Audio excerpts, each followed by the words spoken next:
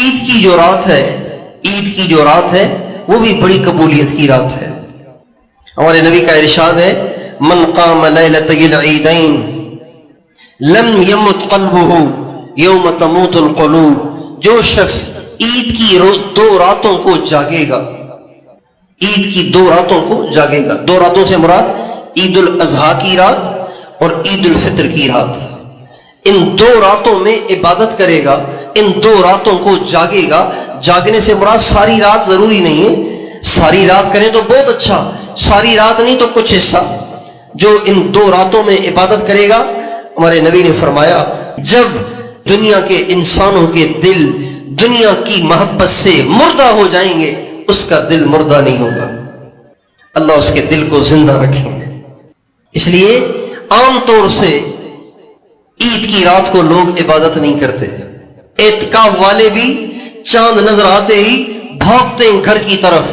پھر رات کو دیر تک گھر میں گپیں لگاتے ہیں، پھر دیر سے آ کے مسجد میں سو جاتے ہیں، پھر فجر میں اٹھتے ہیں۔ ایسے نہ کریں، ایسے مت کریں۔ عید کی رات کو ضرور عبادت کریں، عید کی رات کو ضرور عبادت کریں۔ اور جب عید کی صبح ہوتی ہے، اللہ کروڑوں فرشتے زمین پہ بھیجتے ہیں اور وہ مسلمانوں کی عیدگاہ کا جو راستہ ہوتا ہے اس میں صفیں بنا کے کھڑا کر دیتے ہیں، اور وہ فرشتے کھڑے ہوتے ہیں، اور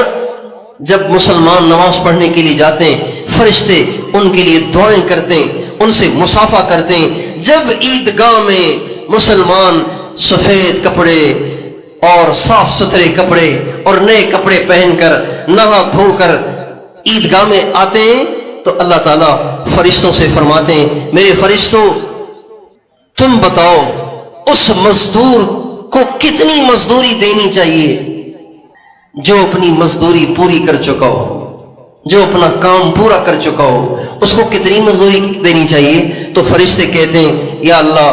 جو مزدور اپنا کام پورا کر چکا ہو اس کو پوری مزدوری دینی چاہیے جتنا اس کا حق بنتا ہے۔ اللہ فرماتے ہیں میری عزت کی قسم، میرے جلال کی قسم، میرے بلند مرتبے کی قسم، عرش پر مستوی ہونے کی قسم، تم گواہ رہو میں نے عیدگاہ میں ان آنے والے روزے رکھنے والے تراویح پڑھنے والوں کی زندگی کے سارے گناہوں کو معاف کر دیا۔ یہ ایک تو فرماتے ہیں فرشتوں سے، پھر اللہ ان بندوں کی طرف متوجہ ہوتے ہیں اور فرماتے ہیں یا عبادی، اے میرے بندو تم میرے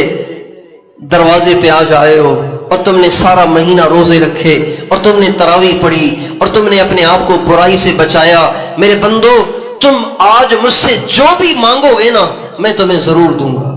تم دل کھول کے مجھ سے مانگو۔ چنانچہ بندے جتنی دعائیں کرتے چلے جاتے ہیں اللہ ان کی دعائیں قبول کرتے چلے جاتے ہیں۔ پھر فرماتے ہیں اگر تم دنیا کی دعائیں کرو گے تو تمہاری مصلحت کو دیکھوں گا، تمہارے لیے بہتر ہوئی تو ضرور دوں گا اور بہتر نہ ہوئی تو اس کو مؤخر کروں گا، اور آخرت کے بارے میں جو سوال کرو گے پورا کروں گا۔ چنانچہ لہذا اگر کوئی عیدگاہ میں اللہ سے یہ دعا کرے اے اللہ مجھے بھی، میرے بچوں کو بھی، میری بیوی کو بھی، میرے والد کو بھی، میری والدہ کو بھی، میرے بھائیوں کو بھی، میرے بھتیجوں بھانجوں اور بھانجیوں بھتیجیوں کو بھی، اے اللہ مجھے میرے رشتہ داروں کو بھی، سارے مسلمانوں کو اپنا کامل ولی بنا دے، تو بتائیے اللہ اس دعا کو قبول کرے گا کہ نہیں کرے گا بھائی؟ چونکہ اللہ کہتے ہیں تم آخرت کے بارے میں جو سوال کرو گے پورا کروں گا۔ عیدگاہ میں جس نے اللہ سے کہا نا یا اللہ تیرا ولی بننا چاہتا ہوں، تجھ سے دوستی لگانا چاہتا ہوں، پیار کرنا چاہتا ہوں، تیرے نبی کا سچا عاشق بننا چاہتا ہوں، اللہ اس کی اس دعا کو قبول کرے گا کہ نہیں کرے گا؟ اللہ قسمیں کھا کے کہہ رہا ہے آخرت کے بارے میں جو مانگو گے عطا کر دوں گا۔ اللہ،